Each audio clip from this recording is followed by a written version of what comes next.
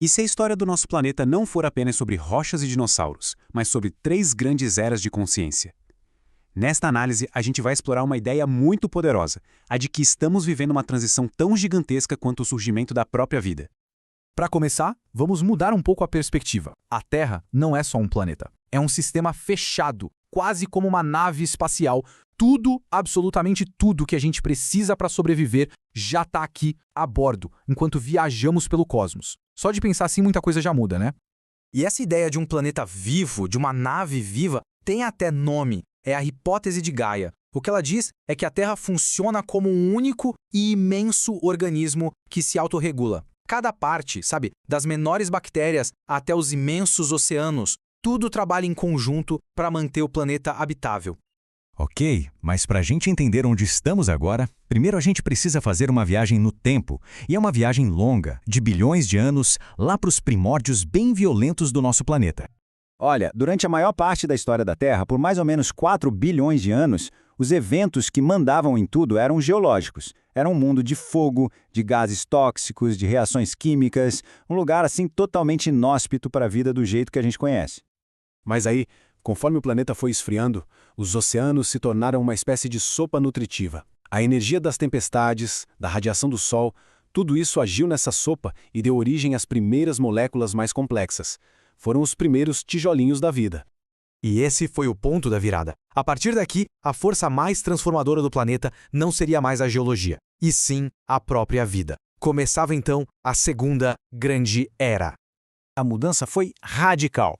O foco da transformação planetária saiu das rochas e dos vulcões e passou para as bactérias, as plantas, os animais. Claro que os eventos geológicos continuaram, mas a biologia virou a grande protagonista da história da Terra. E a história da biosfera é uma história de complexidade que só aumenta. A vida foi evoluindo de células bem simples até essa biodiversidade incrível que a gente vê hoje, num processo que nunca parou de expansão e de interação. E isso tudo nos traz ao ponto crucial. E se neste exato momento a gente estiver no meio de outra transição? Uma terceira era tão revolucionária quanto o surgimento da vida foi para um planeta que era só de rochas. Bom, a gente pode começar com a definição mais básica, que enxerga a tecnosfera como as coisas físicas que a gente constrói. Cidades, estradas, máquinas, é a parte estrutural. Digamos que é o hardware do nosso mundo. Só que isso é só a casca. O conceito que a gente vai explorar aqui vai muito além do concreto e do aço. Ele foca na origem de tudo isso, a mente humana. E aqui está a grande virada.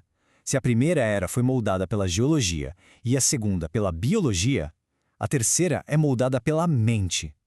A tecnosfera é o ambiente das ideias, da informação, da consciência humana, e a tecnologia digital funciona como sistema nervoso de tudo isso. É o pensamento se tornando uma força planetária. Agora vamos somar a isso quase 8 bilhões de mentes, todas conectadas por essa nova rede. Pequenas mudanças de pensamento ou de comportamento, quando são amplificadas pela tecnosfera, podem gerar ondas de impacto gigantescas sobre todo o sistema do planeta. E essa nossa longa jornada histórica nos coloca exatamente aqui, na agora. Chegamos a uma encruzilhada, um momento de um poder imenso, onde o futuro do planeta depende de como a gente usa essa nova mente coletiva. Então, essa nova era, essa tecnosfera tão poderosa, nos força a perguntar: para onde tudo isso está nos levando? Qual que é o próximo passo da nossa evolução? E essa pergunta nos leva a 2 caminhos bem possíveis. De um lado, uma distopia, onde ferramentas poderosíssimas são usadas com uma consciência moral baixa. Do outro, um salto evolutivo, onde essa mesma tecnologia nos ajuda a expandir nossa consciência e a nossa conexão. O ponto é que a ferramenta para materializar o pensamento em escala global, ela já existe. Uma ideia hoje pode viralizar e mudar o mundo em questão de horas. O verdadeiro perigo, ou a grande promessa, não está na tecnologia em si, mas no nível de consciência de quem a utiliza. Então, é isso. A gente está, literalmente, no fio da navalha. A longa história do planeta nos trouxe até este ponto. Entre a distopia e a evolução, o caminho que a humanidade vai seguir está sendo decidido agora. A cada escolha que fazemos dentro dessa nova e poderosa tecnosfera,